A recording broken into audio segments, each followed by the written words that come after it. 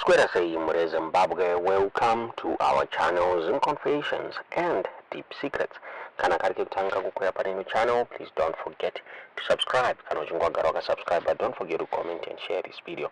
Nasi Mure Zimbabwe takugirai nyari kupisa nyari kunetsa Christopher Mutsvangwa akabuda achimeka public appearance yake at the airport hapo paaigamuchira Kesti Coventry Mure Zimbabwe. Kesti Coventry akadzoka from Zimbabwe, akadzoka in Zimbabwe hapo akabva kuno electwa as the president with the IOC Mure Zimbabwe.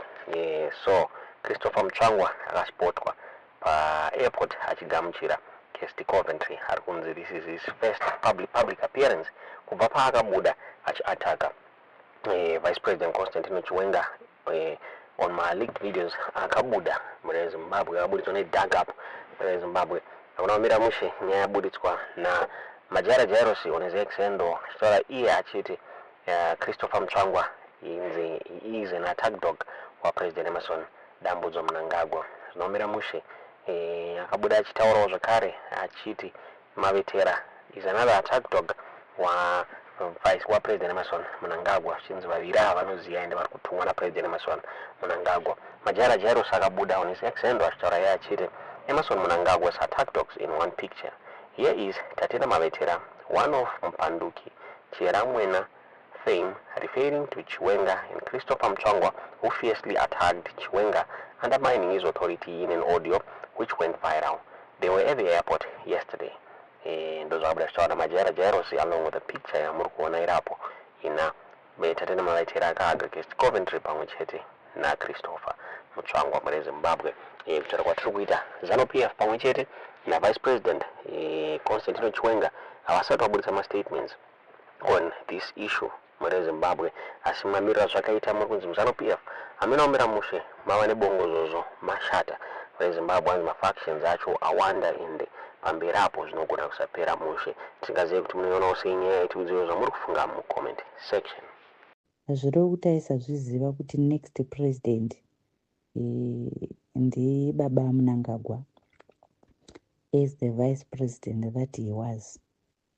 Nhasi uno baba Mnangagwa vakuda futi kunyepedzera kuzungaira. Hazvirevi kuti havazvizive kuti next in line ndibaba Chiwenga. Musati taunga zvidhori zvenyu ende musationa unga senonzi tiri vanhu hatitozive ende kana kuchikoro hatina kutoenda tiri matofo. Hatisi matofo hedu zvekutodaro. Saka you are just reading from the same book. Dai manga muri very sincere baba Mutsvangwa. Pamakaona kuti hamusi kuda kuti vaChiwenga vatore nhengerekere utungamiriri hwenyika, makadai makagadzirisa succession yamakatadza kugadzirisa kunguva yaMugabe nenyaya yemakaro, nenyaya yekuti maiziva kuti kukaendwa kukongresi mairohwa sengoma yemaZioni. Makagadzira mukaida kugadzira narrative yenyu mukanotora masoja kuti mutore power muchishandisa masoja because makatotizawo kongresi yacho maisaida. Nasi uno makuda kuti taurira zvekongresi kuti ye kongresi this and that. Hezvo manga makuda kuti gwara remusangano ringe riri very correct. Makuda democracy nhasi muZANU-PF. Fair enough. Makadii mimi kutanga kufranda constitution amendment. Ndizvo mukadai kamakatanga kuita. Mutanga kakunyatso incorporate a succession plan iri very clear muconstitution yeZANU-PF. Pamakagadzira chinhu chenchi 2030 vanenge vachipo muchitenderera maprovinces. Makadii kutenderedza constitution amendments. Nhasi uno tingadai taane succession iri clear. Instead makaita zvimapress conference zvisingaperi emi baba Mutsvangwa imi muchitaura nyaya yekuti succession haitaurwi. Instead makatodzinga vanhu. Nhasi makuda kuti taurira kuti hanzi 2030 agenda chachiri chigundulate. Izvo kana changa chiri chigundulate last week makadzingire vanhu. Same PB amaive imimi baba Mutsvangwa imi maive mupibhi yakadzingwa vanhu vari kuramba 2030. Nhasi uno makutaura kuti 2030 chigundleti, saka vanhu makavadzingiri. Musafunga kuti tiri zvidhori zvenyu kai. Makanotora resolution yakakandwa mubhini navachina masa, mukatanga kufamba nayo. Mapedza kudaro makudzingira vanhu kuti anze varambire resolution, mapedza modzoka nhasi. Maona kuti resolution yenyu haisi kumeka sense, yarambwa paground. Makuchinja statement, makutanga kuti Chiwenga ida kuanoindwa. Vachiwenga vakwana papi pa 2030 nyamakagadzira mega. Makadi kugadzira constitution kuti ngatiise clear succession constitution yeZanu people izvo maida kuvaka musangano. Taifanira kuona vachiwenga vachiramba. But vachiwenga havasirivo vari kumboti pasi ne 2030. Isusu tisi kuti pasi ne 2030. Yenyu yamakaisa iye hemiwa nababa mutangu.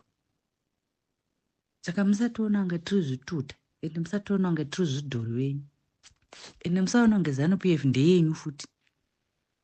Munogona makabva nayo kuhondo asi hatigoni kukuregai muchiipwanya. Because kuhondo kwacho makamboenda muchiti muda kusunungura Zimbabwe. Makasunungura Zimbabwe mukaona nyika ine uchine nemukaka. Mukaisepi uchine mukaka wenyika wamakaona uripo. Makaisa kupi.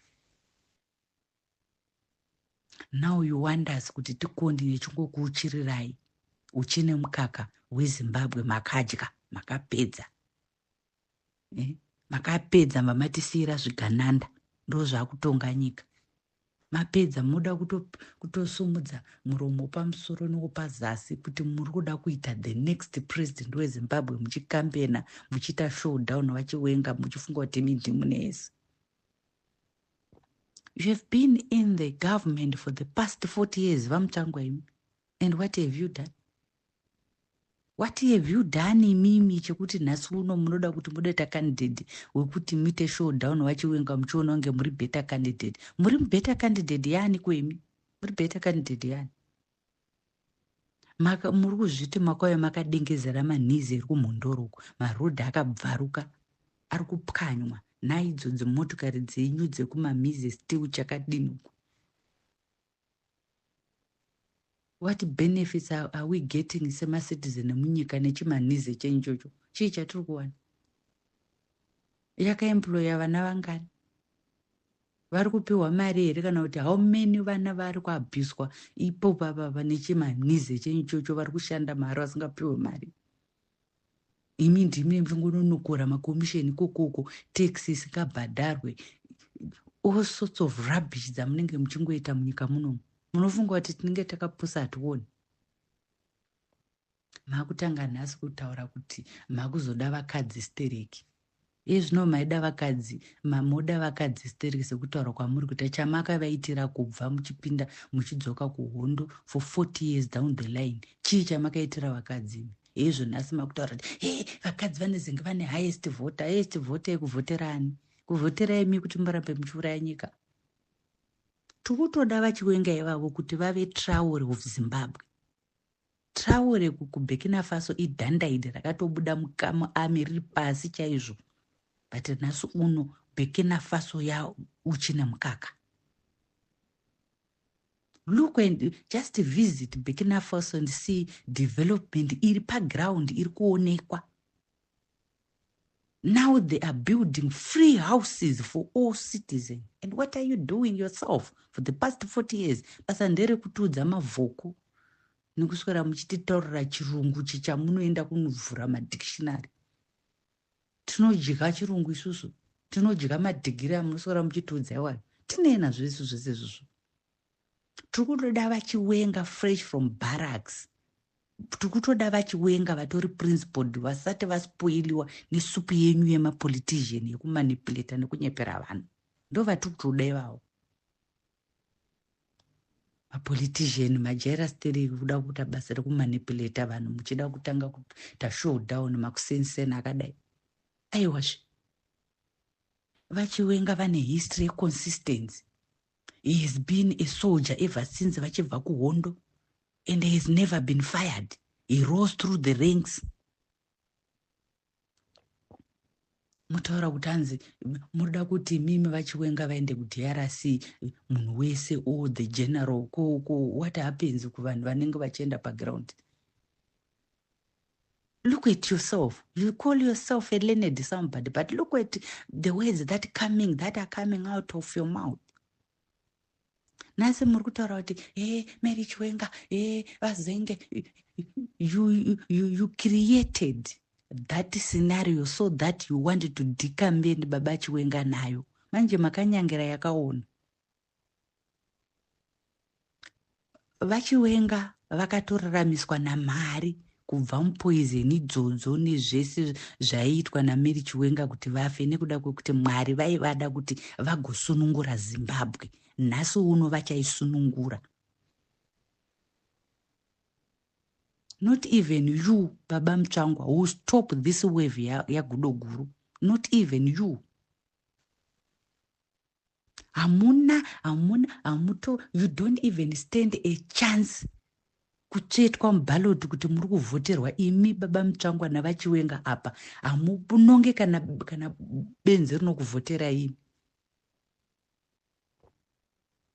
Mary Chiwenga tried to kill General, not once but severally. Ndiye munhu wamuri ngaapiwe vana kuti auraye vana. Ndiye munhu wamuri kuita kunge muda chitereki nhasi. Ndiye munhu wamuda nhasi muda wazama kutudza kuti president havasisina simba. Baba Chiwenga ndo vane simba. President vakurambidzwa kupa dhona vanhu vavanoda kupa dhona. Vanahendereta pavakangopfura vachingoenda kwavaienda, nyaya dzavo dzichingosukwa sesipo. Vana Mupfumira dzakangosukwa sesipo nyaya dzema90 million. Makanyarira wani. Nyaya dzana Chivhayo dziringotinetsa nanhasi vari kukanda mota kunge maswitsi mudenga asi vane 500,000 yavakangorova yeGwanda Solar ikangorova sesipo. Ikangopera sesipo nyaya just like that. Nhasi musumudza muromo wenyu pamusoro kuti munhu aida kuuraya munhu ngaasiwe. I'm a woman and I will not do zvakaita Mary kuti why would I want to kill my husband even kana zvikanzi mukadzi ahura unohura kusvika paextende kuda kutora life yemurume akakubarira vana. That's evil. That's evil. And mosumudza muromo pamusoro nokupazasi kuti you are supporting that evilish woman. Vamutsvangwa. Iwo useneta wamunawe uwo uChegutu admin. Maitei nawo makuzoda kunanhira kuti ndoda kuita candidate we-president. Chamamboita kuChegutu kwamuri seneta chii chamaitira vanhu veChegutu? I-development lipi kunze kwekungoenda muchinotaura nyaya yekuti ndege dzaane majerasi mudenga umo? Chamaita chii? Munogona kutonga nyika yemi maifukidzwa madrezi naMary Muliswa uko Mashonaland West muchimubvunda murume mukuru muchita kunge sizvinonzi ameno muchifukidzwa madrezi uko. Nhasi uno ndimunotaura kuti munoda kutonga nyika, munoitonga muigona. Munoigona here Zimbabwe yacho munoda kutonga iyi? And audio yenyu yatotiradza kuti vanhu vese nguva yese vaifunga kuti kutorwa kwaitwa nyika kubva kuna Mugabe kureva kuti intelligence the president EDM. Nhasi audio yenyu yatibudisira kuti kati Mudhara Chiwenga vari that intelligent. Imi kusapronounce ara haisiriyo measure yeintelligent yemunhu. Vachiwenga vakatora masimba kuna Mugabe nemimi maimukwata Mugabe makamutadza. But mwana womunhu akasunungura nyika from a dictator. Right now izvozvizvi vadai vachitonga vari pauche kana kutoti dai kutaura kuno Girari akasirwa mapawa muchitofukidzwa madrezi naGresini. But motiuya panapa muchititaurira nonsense rubbish. Chii chamuri kutaura ichocho? Murume mukuru munongoda kungovhura mukana wangotaura nonsense all the time. Hamunyarenei imi Baba Mutsvangwa imi? Hamunyarenei? Hamunyarenei? Munotuka munhu akazvinyararira asina kumbotaura nemi. Why? Kana mafunga ungokambena upresidential candidate wenyu, kampenai, taurai zvamunoda kuitira Zimbabwe. Kuri kusara muchiswera muchitukirira mwana womunhu akazvinyararira. Munovatukirei chii baba Chiwenga? Vaita sei nemi? Mwana anogona kutadza kupronounce ero because anogona akatoitwa operation mukanwa, or probably tooth replacing, or probably anenge atori nedisability and morova bembera over disability yemunhu. Ndanyara chaizvo nemi baba Mutsvangwa, ndanyara nemi. Ndanyara nemi, maitiro enyu haasiriwo. Hamudaro baba Mutsvangwa. You are not smart as you think you are. You think you are a god. Maive mupawa kubva rini makabva kuhondo mukaswopwanya zvinkani zvamakaona zviripo zvasiwa nevarungu. Murimo, you were part of the government ever since. And what have you done for the country? Makaswopwanya zvinhu zvamakaona zviripo. And you've got the nerves and the guts yekuswera muchizotaura kuti mumwe munhu akazenga adini, hafaniri kunge idhandaidi. Akazenge sutu stakadzidza. Makadzidza mune madegree chamatipa munyika chi. You've been in politics ever since uchibva kuhondo. Chamakatipa chi. Kunze kwekupwanya economy yamakaona yasiwa nevarungu iri perfect. Makapwanya zvese. Musati taurire zvisina basa baba Mutsvangwa, musade kukwidza hasha dzedu isusu madzimai tusi takawanda isu tusinovhota. Musakwidza hasha dzedu.